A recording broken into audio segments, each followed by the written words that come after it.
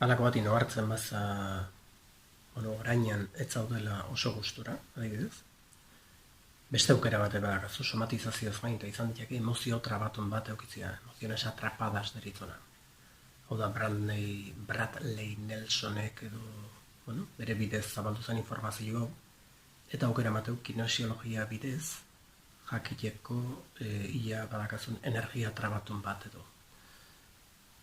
Mundu bada, eta nire ikuspuntutik aitzaki bat da kinesiologia erabiltzen ikasteko. Ze kinesiologia da zure inkontzientekin harremana zuzen inokitzia.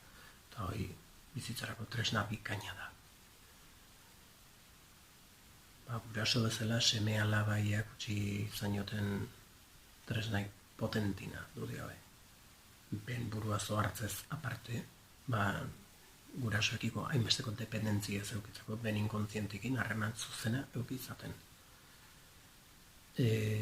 Kinesiologia bidez erantzunak bai eta ez izaten dira. Aleia, energian koherentzia aldin bado alde batea muituko za eta ez bado koherentzia beste aldea. Eta, nola batiko pauso batzuk jarraituta. Bide oso indartsua eta eraginkorra momentun bertan eragiten duna eta emaitzake momentu bertan ematen duna. Behin kinesiologia zaututa zure bizitzako zalantza gehienak zure kontzientik, beti bezala zalantzan jarraituko eta zure mentia harpagotzen okiko zu, nire kontzientik garbi okiko zein, oze ezin. Eta hori, ikaragarrizko paria da.